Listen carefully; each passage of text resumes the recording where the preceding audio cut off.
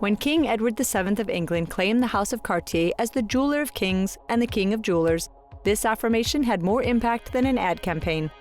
With their prestigious clients like Napoleon III, King Carlos I of Portugal, Tsar Nicholas II of Russia, as well as many royal families from the royal courts in Spain, Greece, Serbia, Belgium, Romania, Egypt, and Monaco, Cartier was ready to be part of history. From the smallest to the most expensive pieces, everyone dreams of owning a part of this exceptional heritage. One word says it all. As soon as we pronounce the name of this mythical house, founded in 1847 by Louis-François Cartier, we imagine dazzling pieces, and yet certain ones exceed our wildest dreams.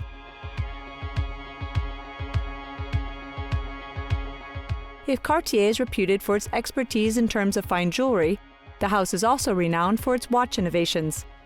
Cartier takes us into the legend of the first watch bracelet in 1904, created for aviator Santos Dumont, a dear friend of Louis Cartier, who complained of not being able to check his pocket watch while in flight.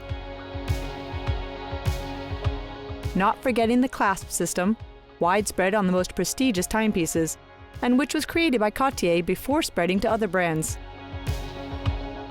In the heart of watchmaking in Switzerland, at La Chaux-de-Fonds, a large budget is invested each year into research and development of new technologies.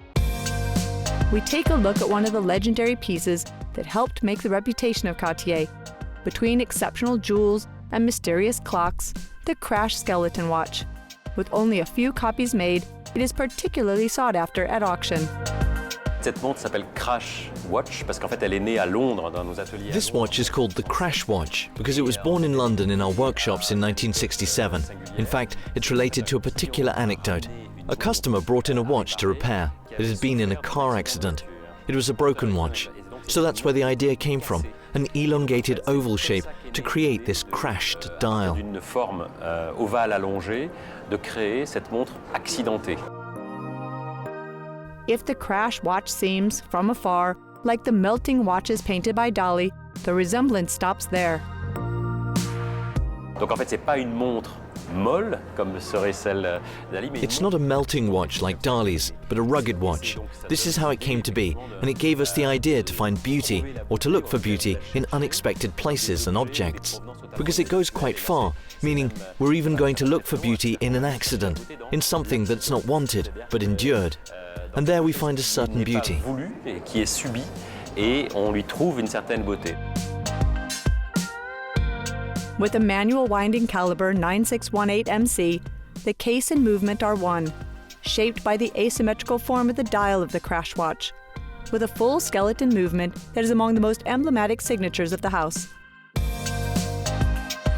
Et donc celle-ci associe à cette genèse qui date de It is associated to this genesis of 1967, a skeleton dial that's very Cartier, in the sense where the skeleton is tied to these Roman numerals that make up the dial, and tied to the function, meaning the Roman numerals don't just allow the wearer to see through the movement, but are also an integral part of the movement.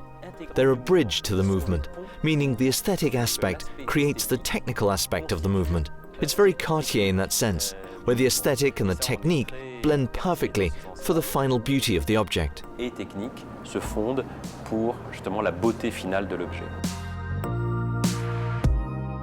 An icon that today still inspires Cartier's fine watchmaking, there's a first ever platinum version, because Cartier is a pioneer in its use. And here is the latest version available in pink gold.